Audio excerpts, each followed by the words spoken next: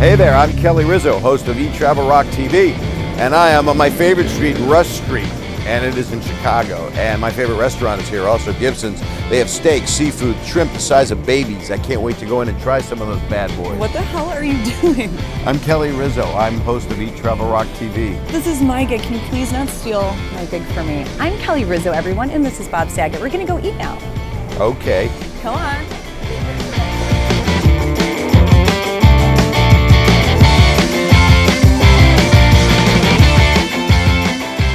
Here at Gibson's. You've been coming here for, I don't want to say how many years. How many years? Oh God, 20 years, something like that. Okay, 25. People wait in line 3 days to get in here. Really? Like, as you can tell behind us. Like Disney World? Yeah, same thing. So this has kind of been your main pit stop whenever you're in Chicago. You come here for I make a pit stop. Spread like this. I love a pit stop right at the curb, and then I come here for a spread. Okay. So we've got some East Coast and West Coast. I know that you like East Coast more, and I like West Coast more. It's kind of a little issue that we've had in the past ordering, but here we get to split them up. Being in Chicago, you could go either direction. You're right in the middle. It's amazing. So now what? I'm going to put a napkin on my lap. Yeah, you want to be proper. You want to be Wouldn't proper. it be cool if I could do this and just make it all go away? Yeah, I don't have as good of manners as you do, so mine is not yet in my lap. Some I got people too excited. slurp. Is it proper to slurp an oyster? How do you do the sauce? So I mix the horseradish and the cocktail sauce. We already did a little squirt of lemon, right? Yeah. And then you loosen it up. Loosen I it don't up? need to tell you this, you know this stuff. How do you eat? How do you use a fork? You put the food in your mouth, but I thought you were going to slurp. I don't want to slurp. You don't want to? No, okay, well. because it ruins my mouth for other people. What does that even mean? Nothing. Okay. This is so good. You want me to make you a little shrimp? Would you make me Okay. a little shrimp? Here you go. So what I want to talk to you about Yes, ma'am. is, this is Eat, Travel, Rock, and we've been doing a lot of eating and traveling the last few days here, but we haven't talked about music. We haven't done music with a comedian before. Now, what I find very interesting is that you have a very big musical component to your act and to your life. So I want to know, when you started playing music, did you start comedy first, or did you start writing songs first, or what was the progression there? When I was about 15 years old, I had no friends, so I wrote 65 songs, and I had them published with ASCAP. We started a publishing company and sent them a little bit of money. Library of Congress copywrote them, and they were all bad songs. I mean, a 15, 16-year-old boy, I wrote a song called When I Was a Boy about being in the war.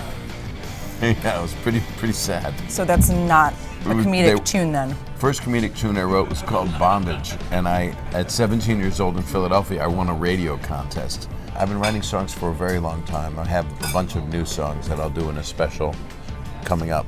Right. But there was a song I wrote about my dog and something that happened with my dog and I, and the audience sings along, and they know it because it's been on YouTube a lot, and it was on my HBO special called That Ain't Right.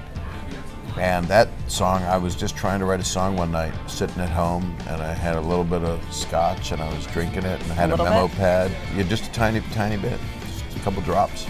I drink from an eyedropper, like a baby sparrow. And my dog was a King Charles Spaniel. His name was Alan, and I named him after my dentist. And he came over and just and I was dressed. I was in jeans and a plaid shirt, which is what you wear when you want to write a country song. Of course. And he came over and just nuzzled me in the groinal area, and I said, "Alan, you got to stop that boy." That was about 2 hours he had been doing that. And I wrote this song called "My Dog Did Something." I can't say the name, no. but but it's the dirtiest part of the song. It's just the name. It's not even dirty, but it was a sweet song, and I played it. I actually played it for my kids the next day, and they said that's the best thing we've ever heard. It was endearing. Can I eat a part of this, baby? Oh yeah, eat it. Now this shrimp. You don't have to. I'm eating while I talk. I don't eat on camera normally because it's kind of gross. Welcome to my world. That's all I do. It's all you do, but you do it so gracefully. Really? I've watched every Eat Travel Rock episode, and I've never seen you drool. You've had fondue. I feel kind of like a pig half the time, but I try to be somewhat graceful about it. You are graceful about it. That's why you're so good at this. And on that note, I think we should finish up these oysters while they're still cold and fresh. What do you think? Can I have one more shrimp?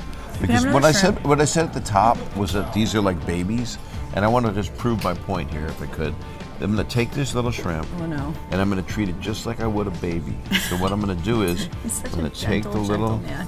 little shrimp, Oh God. and get his little baby head out. Well, you do that. Hold on a second. Now I'm gonna feed him. This is just like a little tiny shrimp baby. And what you do to feed him, I can need a spoon. Here we. I'll just use a fork. You get a little bit of the sauce, and you just feed him right in his mouth there. And he's just a cute Never little. a dull moment, folks. And with that, I'm gonna put him to bed soon. Cheers.